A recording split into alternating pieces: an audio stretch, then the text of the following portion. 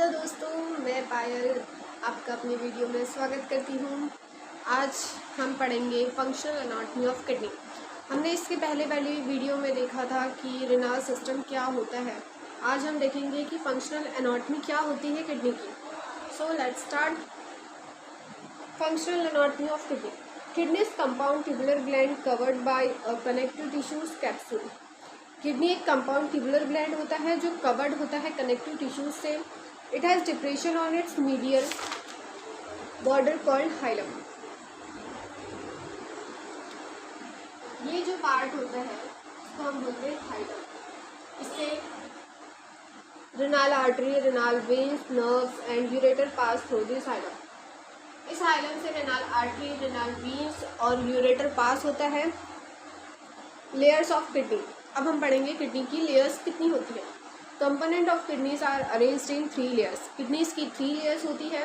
First होती है cortex. Cortex is dark and granular in appearance. Cortex जो है वो डार्क होता है और ग्रेनुलर होता है। डार्क मतलब ये जो पार्ट होता है ये होता है कॉर्टेक्स। कॉर्टेक्स जो है वो गहरा और दानेदार में होता है। It contains renal corpses and convoluted tubules.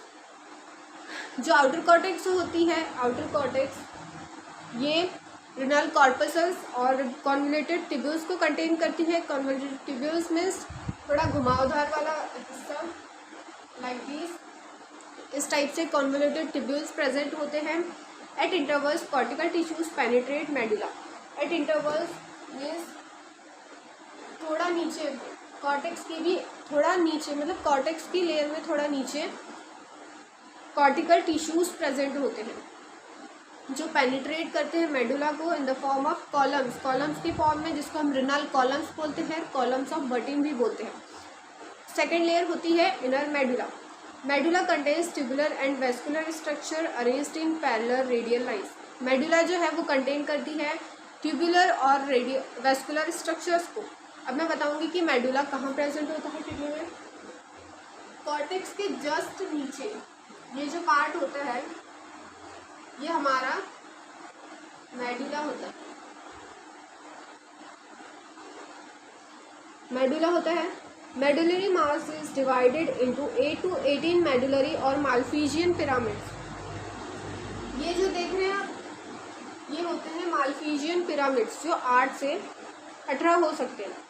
Broad base of each pyramid is in contact with cortex and the apex project into minor canals. Broad base जो पिरामिड है अपना, इसका जो ये ब्रॉड बेस है ये कनेक्ट होता है आउटर कॉर्टेक्स से, और जो इसका एपेक्स है, जो इसका एपेक्स वाला पार्ट है ये कनेक्ट होता है माइनर कैलिक्स से। अभी मैं आगे बताऊंगी कि माइनर कैलिक्स क्या होते हैं। उसके बाद थर्ड लेयर होती है renal sinus. Renal sinus consists upper expanded part of ureter called renal pelvis. ये हाइलम होता है, यहाँ से एक यूरेटर पास होता है। यूरेटर के ऊपर वाला मतलब जो ये वाला जो पार्ट है इसको हम रेनाल साइनस बोलते हैं, इसको रेनाल पेल्विस भी बोलते हैं।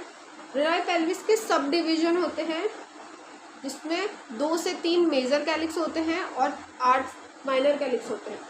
2 से 3 मेजर कैलिक्स जो है, अरे ये अपना मेडुलरी पिरामिड हो गया। मेडुलरी पिरामिड के बाद इसके जस्ट नीचे ये वाला जो पार्ट होता है, ये वाला पार्ट, ये हमारे माइनर कैलिक्स होते हैं।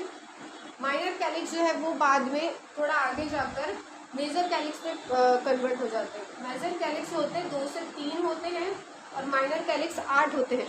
माइनर जब यूरिन नेफ्रॉन से आता है, यूरिन का फॉर्मेशन नेफ्रॉन में होता है। नेफ्रॉन में आगे वाले वीडियोस में आपको बताऊंगी कि नेफ्रॉन कैसे काम करता है और नेफ्रॉन में क्या क्या होता है।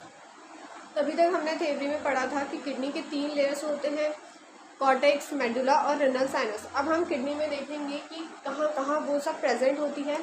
सो फर्स्ट लेयर होती है हमारी कॉर्टेक्स। कॉर्टेक्स होती है हमारी आउटर लेयर में। उसके बाद आती है मेडुला। मेडुला जो होती है हमारे मिडल लेयर होती है।